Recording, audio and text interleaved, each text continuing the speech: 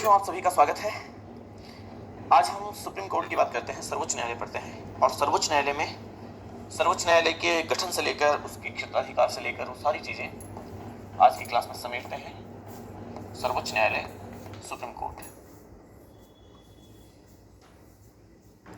देखिए, जब आप सर्वोच्च न्यायालय की बात कर रहे होते हैं, इसका मतलब आप भाग 5 की बात कर रहे होते हैं और भाग 5 जिसका विस्तार आर्टिकल 52 से लेकर आर्टिकल 151 तक है और जिसमें केंद्र सरकार का जिक्र है। और चूंकि केंद्र की ही न्यायपालिका सुप्रीम कोर्ट है और भाग 5 का भी अध्याय नंबर 4 और अध्याय 4 और अध्याय 4 कहां से कहां तक है आप जानते हैं। पहला अध्याय 52 से 78, दूसरा 79 से 122, तीसरा आर्टिकल 123, चौथा आर्टिकल 124 से 147 तक और इसमें जिक्र है सर्वोच्च न्यायालय का। तो सर्वोच्च न्यायालय, इसका अगर संविधान में एड्रेस की बात करें हम, तो आर्टिकल 124 से 147 तक इसका जिक्र किया गया है। समझिए, पढ़िए आप क्या है इसमें। आर्टिकल 124 से लेकर 147 तक सुप्रीम कोर्ट में देखिए सर्वोच्च न्यायालय के गठन की बात करिए आप। सर्वोच्च न्यायालय के गठन के बारे में क्या कहा गया है? सर्वोच्च न्यायालय के गठन के बारे में जिक्र करता है आर्टिकल 124(1) और कहता है कि सुप्रीम कोर्ट में क्या होगा, कितने सदस्य होंगे, कितने न्यायाधीश होंगे, किनसे मिलकर बनेगा। तो 124(1) कहता है कि सर्वोच्च न्यायालय किससे मिलकर बनेगा। तो कहा गया कि सुप्रीम कोर्ट भारत का एक सर्वोच्च न्यायालय होगा जो मुख्य न्यायाधीश और 7 से अधिक न्यायाधीशों से मिलकर बनेगा। अनधिक मतलब 7 से अधिक नहीं, 7 से अनधिक न्यायाधीशों से मिलकर बनेगा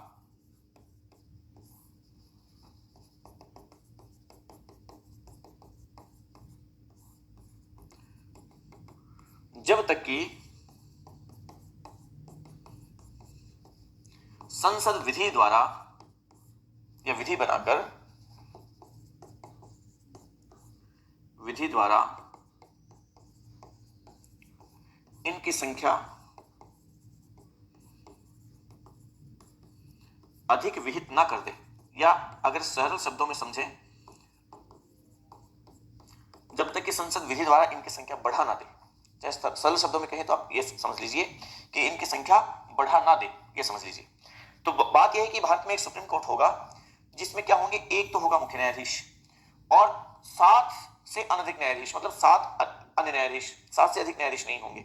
मूल संविधान की बात है, जब तक कि संसद विधि द्वारा इनकी संख्या बढ़ा ना दे। मतलब यह कि शुरुआती समय में मूल संविधान की बात करें हम, तो एक मुख्य न्यायाधीश और 7 अन्य न्यायाधीश, मतलब 8 न्यायाधीशों का जिक्र किया गया। ये मूल संविधान की बात। लेकिन न्यायाधीशों की संख्या बढ़ाने की शक्ति विधि बनाकर संसद बढ़ा सकती है, ये संसद को दी गई। संसद में विहित है कि संसद न्यायाधीशों की संख्या बढ़ा सकती है और विधि बनाकर बढ़ा सकती है। संविधान संशोधन करने की जरूरत नहीं है, कानून बनाकर न्यायाधीशों की संख्या बढ़ा सकती है। इसका मतलब न्यायाधीशों की संख्या बढ़ाने की शक्ति संसद के पास है और संसद ने अब तक इस शक्ति का यूज करते हुए और समय समय पर न्यायाधीशों की संख्या को बढ़ाया भी है। तो मूल संविधान से लेकर अब तक की स्थितियां क्या हैं? मूल संविधान में एक मुख्य न्यायाधीश, 7 अन्य न्यायाधीश, 8 न्यायाधीश होंगे। 1956 में संसद ने कानून बनाया, न्यायाधीशों की संख्या बढ़ाई और 1+10 कर दी, 11 हो गई। 1960 में फिर संख्या बढ़ाई, 1+13 की 14 हो गई। फिर 1977 में फिर संविधान में विधि बनाई और न्यायाधीशों की संख्या 1+17 की 18 हो गई। फिर 1986 में फिर कानून बनाया, न्यायाधीशों की संख्या बढ़ाई, 1+25 की 26 हो गई। फिर 2008 में न्यायाधीशों की संख्या बढ़ाई, 1+30 की 31 हो गई। और अभी 2019 में न्यायाधीशों की संख्या बढ़ाई, 1+33 की, और न्यायाधीशों की संख्या बढ़कर हो गई 34। इस तरीके से समय समय पर संसद ने कानून बनाकर न्यायाधीशों की संख्या को बढ़ाया है। एक मुख्य न्यायाधीश और अन्य न्यायाधीश, इस तरीके से जो शुरुआत में 7 थे, वर्तमान में 33 है। जो शुरुआत में 8 न्यायाधीश थे मुख्य न्यायाधीश सहित, वर्तमान में मुख्य न्यायाधीश सहित 34 न्यायाधीश है। ठीक है, तो ये सुप्रीम कोर्ट के गठन की बात है कि सुप्रीम कोर्ट का गठन कैसे होगा, किस तरीके से होगा, उसका जिक्र संविधान में इस प्रकार से किया गया है। अब हम बात करते हैं इसके आगे न्यायाधीशों की योग्यता की। नियुक्ति की बात करने से पहले हम न्यायाधीशों की योग्यता की बात करते हैं।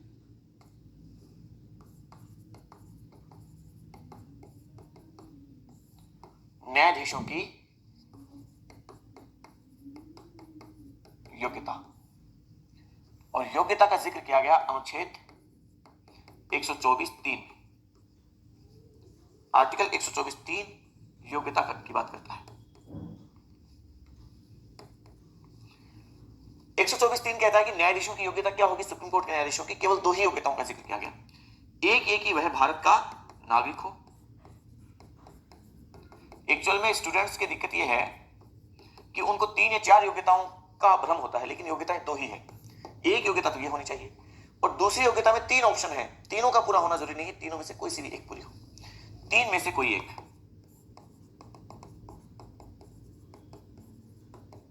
और 3 कौन कौन से है? उनमें से पहली है, और वो ये है कि वो भारत में किसी भी उच्च न्यायालय में, हाई कोर्ट लिख रहा हूं, उच्च न्यायालय, किसी उच्च न्यायालय में 5 वर्ष तक न्यायाधीश रह चुका हो।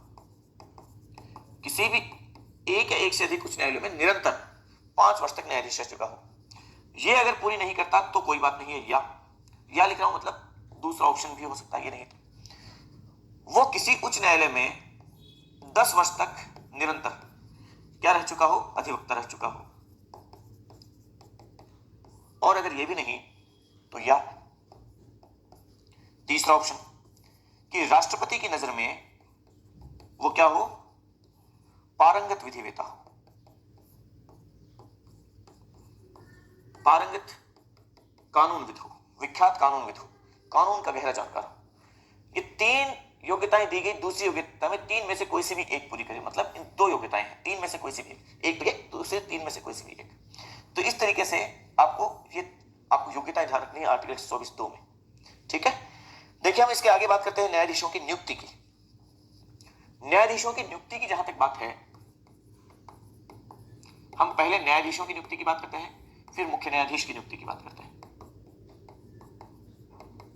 और न्यायाधीशों की नियुक्ति का जिक्र कहां किया गया? वो किया गया है आर्टिकल 124(2) में। और 124(2) की भाषा क्या है समझना आप। आर्टिकल 124 में पहले संविधान में क्या लिखा गया, मैं पहले वो बात बता देता हूं, उसके बाद उसके ऊपर विवाद क्या है और क्या समाधान है उसकी बात करते हैं। न्यायाधीशों की नियुक्ति में देखिए आर्टिकल 124(2) कहता है कि सर्वोच्च न्यायालय के न्यायाधीशों की नियुक्ति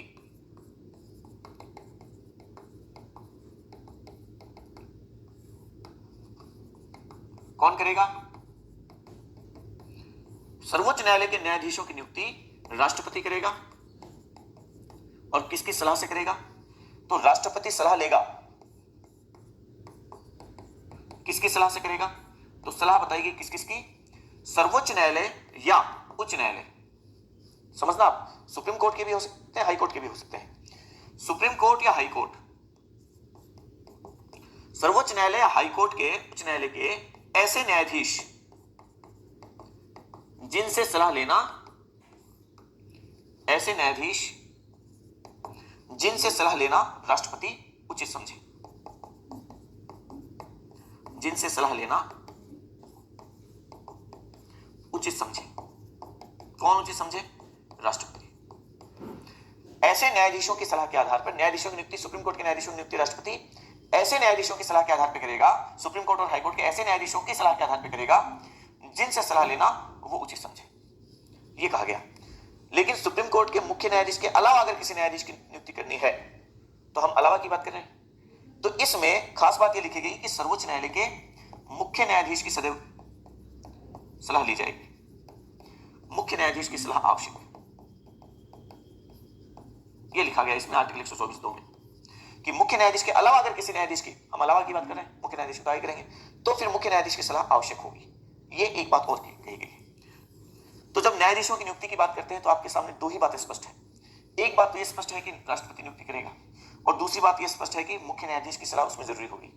अब मुख्य न्यायाधीश के अलावा अन्य किस न्यायाधीश की सलाह होगी, लेना जरूरी है, उसके लिए कुछ नहीं कहा गया कि सुप्रीम कोर्ट और हाई कोर्ट के ऐसे न्यायाधीशों की सलाह के आधार पर जिनसे सलाह लेना राष्ट्रपति उचित समझे। अब उचित समझे की तो कोई रेंज नहीं है, कोई सीमा नहीं है, कोई बाध्यता नहीं है, कोई उसका सटीक व्याख्या नहीं है। और जहां पे कोई सटीक व्याख्या नहीं होती उसकी व्याख्या करने की पावर सुप्रीम कोर्ट के पास होती है। तो सुप्रीम कोर्ट में इसके मामले में मामला आया, और वो आता है एसपी गुप्तावाद। और एसपी गुप्तावाद आया 1982 में, और 1982 के एसपी गुप्तावाद में सुप्रीम कोर्ट ने निर्णय दिया कि जो कि कहा गया है कि जिससे सलाह लेना वह उचित समझे, और इस उचित समझे की व्याख्या सुप्रीम कोर्ट ने इस रूप में की कि उचित ना समझे तो ना समझे, उचित समझे तो समझे, सलाह ले तो ले, ना ले तो ना ले, सलाह ले उसको माने तो माने, ना माने तो ना माने। इसका मतलब ये कि वो जो सलाह होगी वो बाध्यकारी नहीं होगी। इसका इंटरप्रेट इस रूप में किया कि सलाह बाध्यकारी नहीं।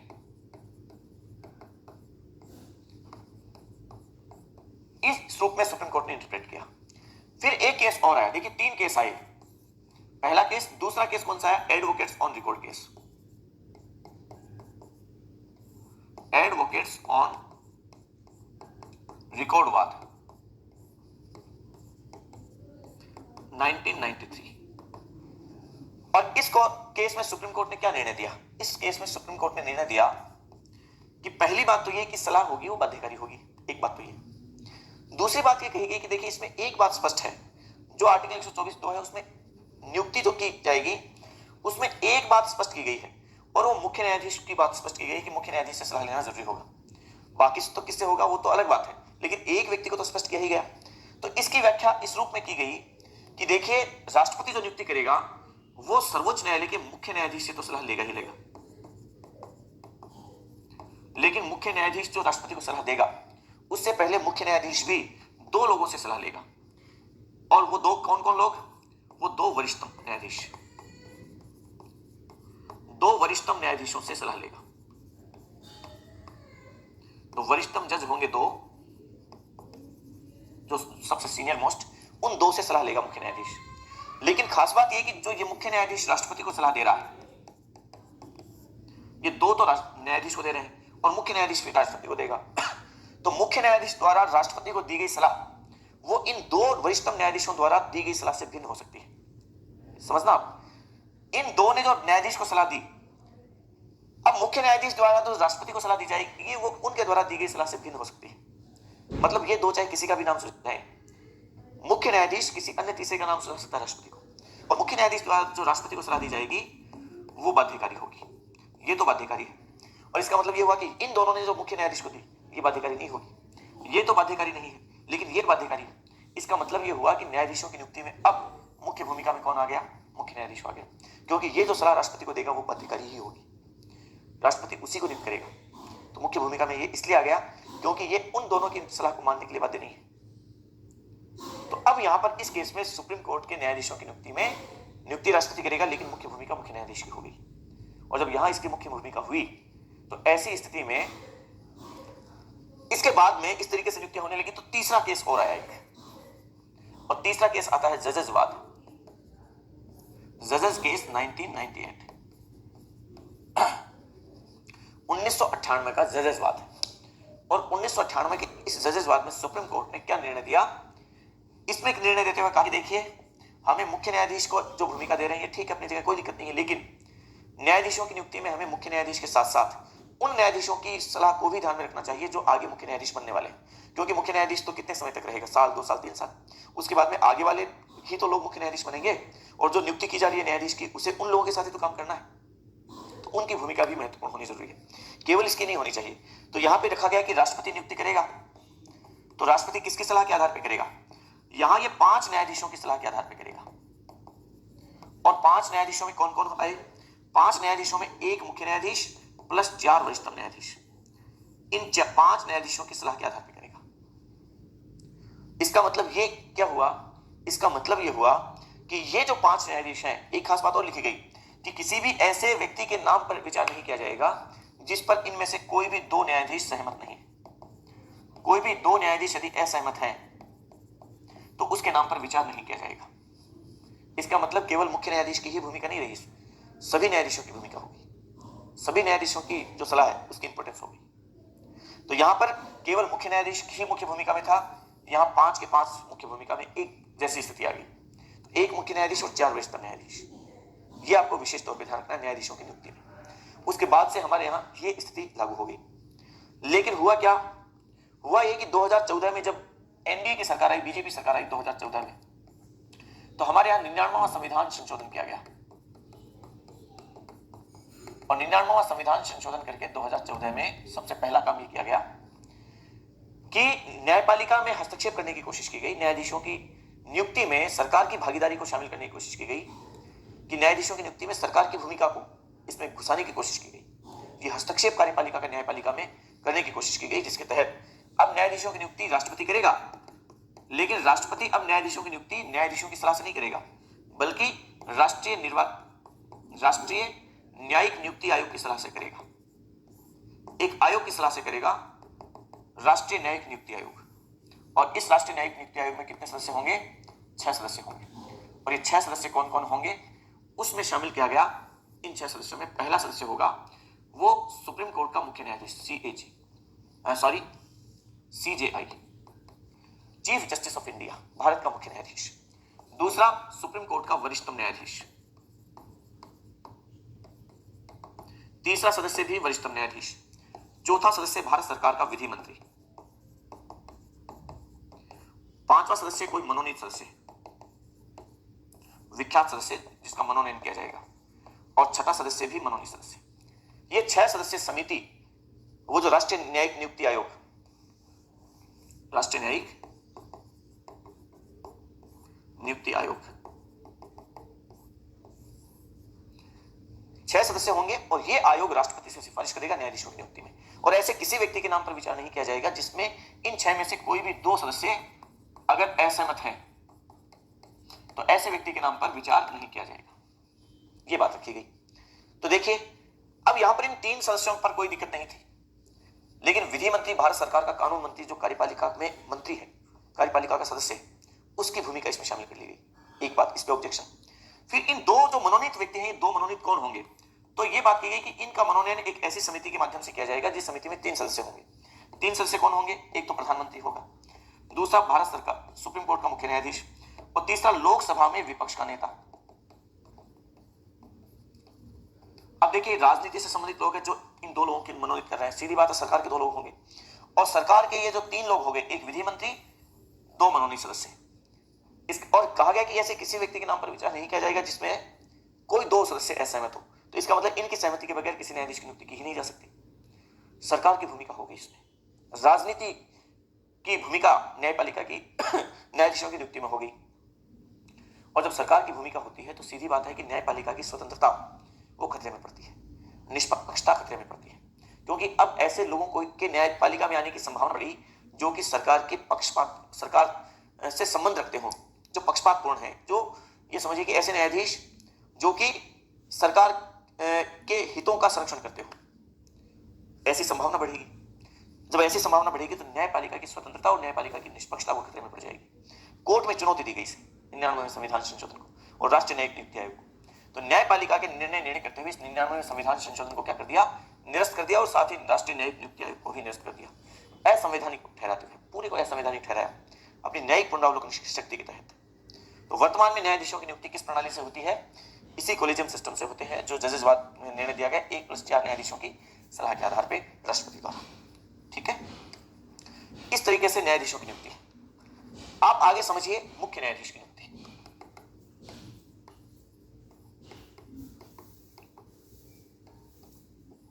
मुख्य न्यायाधीश की नियुक्ति,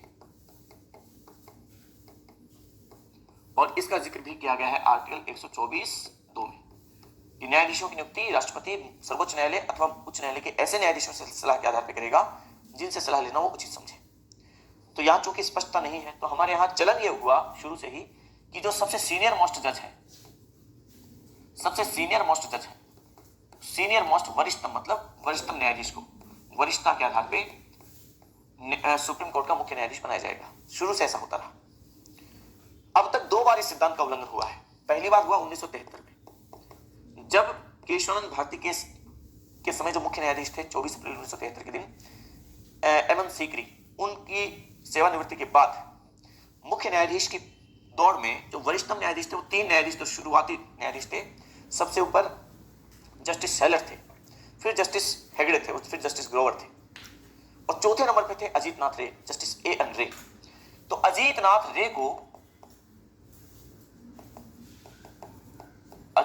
रे मुख्य न्यायाधीश बना दिया, और किसकी वरिष्ठता का उल्लंघन करते हुए? जस्टिस सेलट, जस्टिस हेगड़े और जस्टिस ग्रोवर, तीनों की वरिष्ठता का उल्लंघन करते हुए। तो वरिष्ठता का उल्लंघन किया गया, परिणाम स्वरूप इन तीनों ने त्यागपत्र दे दिया। फिर दूसरी बार उल्लंघन हुआ 1977 में, जब अजीत नाथ रे रिटायर हुए, तो उस समय सबसे सीनियर जज थे वो हंसराज खन्ना थे। हंसराज खन्ना की वरिष्ठता का उल्लंघन करते हुए मिर्जा हमीदुल्लाह बेग, एमएच बेग, मिर्जा हमीदुल्लाह बेग को मुख्य न्यायाधीश बना दिया, जस्टिस हंसराज खन्ना की वरिष्ठता का उल्लंघन करते हुए एचआर खन्ना, और परिणाम स्वरूप एचआर खन्ना ने भी विरोध करते हुए इस्तीफा दे दिया। इस तरीके से 2 बार अब तक वरिष्ठता के सिद्धांत का उल्लंघन हुआ है मुख्य न्यायाधीश की नियुक्ति में। 1993 का एडवोकेट्स ऑन रिकॉर्ड केस, जो 1993 का भी हमने पढ़ा, उस एडवोकेट्स ऑन रिकॉर्ड केस में सुप्रीम कोर्ट ने निर्णय दिया कि मुख्य न्यायाधीश की नियुक्ति वरिष्ठता के आधार पर ही की जाएगी। उसके बाद से स्पष्ट रूप से हमारे यहाँ ऐसा निर्णय आ गया, तो फिर वरिष्ठता के आधार पर ही मुख्य न्यायाधीश की नियुक्ति की जाती है। फिर देखिए, आप अगर नियुक्ति की ही और बात कर रहे हैं तो देखिए, कार्यवाहक मुख्य न्यायाधीश या कार्यकारी मुख्य न्यायाधीश की नियुक्ति की बात समझ लीजिए। कार्यकारी मुख्य न्यायाधीश की नियुक्ति, और कार्यकारी मुख्य न्यायाधीश का मतलब क्या हुआ? आर्टिकल 126 क्या कहता है कि अगर मुख्य न्यायाधीश का पद खाली है या अनुपस्थित हो लंबे समय से, तो ऐसी स्थिति में राष्ट्रपति सुप्रीम कोर्ट के न्यायाधीशों में से किसी एक न्यायाधीश को कार्यकारी मुख्य न्यायाधीश बना देता है, जब तक कि मुख्य न्यायाधीश की नियुक्ति नहीं कर दी जाती। तो वो कार्यकारी मुख्य न्यायाधीश है जब तक कि मुख्य न्यायाधीश नहीं आ जाता। फिर देखिए, तदर्थ न्यायाधीश, एडहोक जस्टिस, एडहोक जज, और वो है आर्टिकल 127 में। और आर्टिकल 127 कहता है कि जब सुप्रीम कोर्ट में न्यायाधीशों की संख्या कम हो, पद खाली है, ऐसी स्थिति में न्यायाधीशों की गणपूर्ति को पूरा करने के लिए राष्ट्रपति की पूर्व अनुमति, समझना आप, इसकी नियुक्ति राष्ट्रपति नहीं करता है, राष्ट्रपति की पूर्व अनुमति से कौन करेगा नियुक्ति? मुख्य न्यायाधीश, भारत का मुख्य न्यायाधीश नियुक्ति करेगा। और किस व्यक्ति को मुख्य न्यायाधीश नियुक्ति करेगा? हाईकोर्ट के ऐसे न्यायाधीश जो सुप्रीम कोर्ट के न्यायाधीश बनने की योग्यता रखता हो, ऐसे न्यायाधीश जो सुप्रीम कोर्ट के न्यायाधीश बनने की योग्यता रखते हो, ऐसे न्यायाधीश को सुप्रीम कोर्ट में तदर्थ न्यायाधीश के रूप में नियुक्त कर देता है। और ये तदर्थ न्यायाधीश की नियुक्ति में सुप्रीम कोर्ट का मुख्य न्यायाधीश नियुक्ति करेगा, उस समय वो हाईकोर्ट के ऐसे हाईकोर्ट के मुख्य न्यायाधीश से भी सलाह लेगा जो कि जिस हाईकोर्ट के न्यायाधीश को वो इस न्यायाधीश के रूप में नियुक्त कर रहा है। तो सुप्रीम कोर्ट राष्ट्रपति की तो पूर्व अनुमति लेगा ही लेगा, साथ में उस न्यायाधीश जो सुप्रीम उच्च न्यायालय का मुख्य न्यायाधीश से भी सलाह लेगा, जिस उच्च न्यायालय से किसी न्यायाधीश को सुप्रीम कोर्ट का न्यायाधीश बनाया जा रहा है, तदर्थ न्यायाधीश बनाया जा रहा है। ठीक है, तो ये तदर्थ न्यायाधीश होता है। चलिए, इसके बाद हम देखते हैं सेवानिवृत्त न्यायाधीश की भी बात समझ लीजिए। सेवानिवृत्त न्यायाधीश, तो सेवानिवृत्त न्यायाधीश की नियुक्ति भी की जाती है आर्टिकल 128 के तहत। कैसे? कि जब कोई मान लीजिए कार्यभार बढ़ गया सुप्रीम कोर्ट का, ऐसी स्थिति में ऐसे जज जो रिटायर हो चुके हैं, सुप्रीम कोर्ट के ऐसे जज जो रिटायर हो चुके हैं, उनमें से किसी जज को और राष्ट्रपति की पूर्व अनुमति से और उस सेवानिवृत्त न्यायाधीश की सहमति से सर्वोच्च न्यायालय का मुख्य न्यायाधीश उसे सुप्रीम कोर्ट के न्यायाधीश के रूप में नियुक्त कर देता है, लेकिन उसे उसके उस संख्या में गिना नहीं जाएगा, गणपूर्ति पूरी नहीं होगी उससे। वो जो कार्यभार बढ़ा उसके लिए उसकी नियुक्ति की जा रही है, बस समझ रहे हैं आप? उसकी गिनती तो वर्तमान में से 34 न्यायाधीश है, तो 34वें संख्या में शामिल नहीं होगा। ठीक है, तो ये सेवानिवृत्त न्यायाधीश की नियुक्ति की जाती है। चलिए, नियुक्ति के सिलसिले के बाद आप ये समझिए कि कार्यकाल कितना होता है, और कार्यकाल का जिक्र भी किया गया है आर्टिकल 124(2) में। और न्यायाधीशों का कार्यकाल कितना होता है? तो न्यायाधीश का कार्यकाल देखिए, ध्यान रखिए खासतौर से 65 वर्ष की आयु पूरी होने तक, और साथ में 5 साल का प्रावधान है कि 6 साल का पूरा प्रावधान है? 65 साल या 5 साल या 6 साल, खास बात ध्यान रखना। आप लोगों में से ज्यादातर लोगों की दिक्कत यह है कि वो 5 साल या 6 साल के बात को साथ में याद रखते हैं। वो आयोगों में होता है, चाहे वो आरपीएससी है, यूपीएससी है, निर्वाचन आयोग है वगैरह, उन आयोगों में होता है। न्यायाधीश का कार्यकाल में 65 वर्ष की आयु पूरी होने तक है, 5 साल या 6 साल के साथ में कोई प्रावधान नहीं, क्योंकि ये कर्मचारी है, अधिकारी है। और ये जब लगता है तो पूरे 65 वर्ष की आयु पूरी होने तक की बात रहेगी, 5 साल या 6 साल का नहीं रहेगा। तो 65 वर्ष की आयु पूरी होने तक वो अपने पद पर रहेगा, ध्यान रखिए। अगर इससे पहले भी वो त्यागपत्र देकर अपना पद छोड़ना चाहे तो राष्ट्रपति को संबोधित त्यागपत्र से वो इस समय से पहले भी अपना पद छोड़ सकता है। ठीक है, अगर पद से हटाने की बात है, उसे पद से कैसे हटाया जा सकता है, तो इसका जिक्र किया गया है आर्टिकल 124(4) और आर्टिकल 124(5) में। 124(4) कहता है कि संवैधानिक कदाचार या असक्षमता, दो वजह से उसके विरुद्ध ऐसा मामला आ सकता है। या तो संवैधानिक कदाचार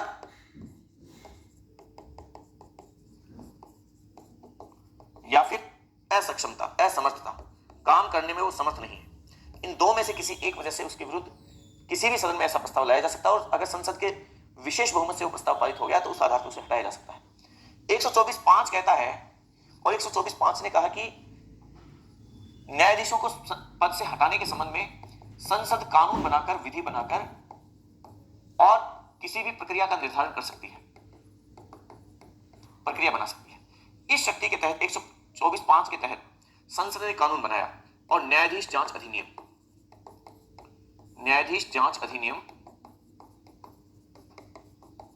1968 ये कानून बनाया और इस कानून के तहत प्रक्रिया का निर्धारण किया, न्यायाधीश को हटाया कैसे जाएगा और कैसे हटाया जाएगा, पूरी प्रोसेस समझना। इन दोनों में से किसी एक कारण से ऐसा प्रस्ताव ला सकते हैं। संसद के किसी भी सदन में ऐसा प्रस्ताव लाया जा सकता है, लोकसभा भी हो सकती है, राज्यसभा भी हो सकती है। लेकिन शर्त यह है कि अगर ये प्रस्ताव लोकसभा में लाया जा रहा है, ध्यान रखना, अगर ये प्रस्ताव लोकसभा में लाया जा रहा है तो लोकसभा में कम से कम 100 सदस्यों के समर्थन से ऐसा प्रस्ताव ला सकते हैं। अगर ये राज्यसभा है तो राज्यसभा में 50 सदस्यों के समर्थन से।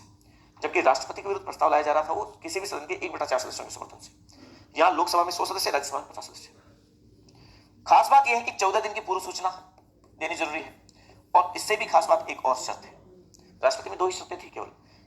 न्यायाधीश को पद से हटाते हैं तब उस सदन के पीठासीन के पास पावर होता है कि वो इस प्रस्ताव को स्वीकृति दे या ना दे, पेश करने की अनुमति दे या ना दे, उसकी अधिकार है। जबकि राष्ट्रपति के विरुद्ध लाया जाता है उसमें पीठासीन को अधिकार नहीं होता।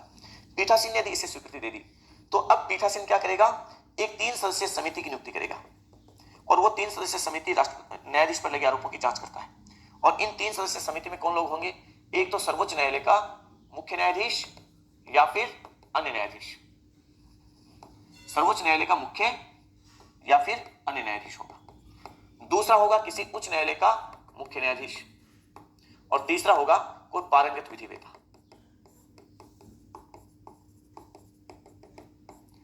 ये 3 सदस्यीय समिति न्यायाधीश पर लगे आरोपों की जांच करती है और जांच में यदि वो दोषी पाया गया तो ऐसी स्थिति में वो प्रस्ताव, अगर ऐसी स्थिति में उस सदन में यदि वो प्रस्ताव विशेष बहुमत से पारित हो गया तो ये प्रस्ताव जाएगा दूसरे सदन में और दूसरा सदन भी यदि इसे विशेष बहुमत से पारित कर दे तो राष्ट्रपति के आदेश से न्यायाधीश पद से मुक्त हो जाएगा। राष्ट्रपति का आदेश निकलेगा, उसके माध्यम से उसे पद से मुक्त कर दिया जाएगा। दो में से किसी एक कारण से लाया जा सकता है। लोकसभा में लाया जा रहा तो 100 सदस्यों की सहमति चाहिए, राज्यसभा में लाया जा रहा तो 50 सदस्यों की सहमति चाहिए। 14 दिन की पूर्व सूचना के आधार पर लाया जा सकता है और पीठासीन की पूर्व अनुमति के आधार पर लाया जा सकता है। पीठासीन ने इसे एक बार अनुमति दे दी तो 3 सदस्यीय समिति का गठन किया जाएगा जो उस पर लगे आरोपों की जांच करेगा। 3 सदस्य ये है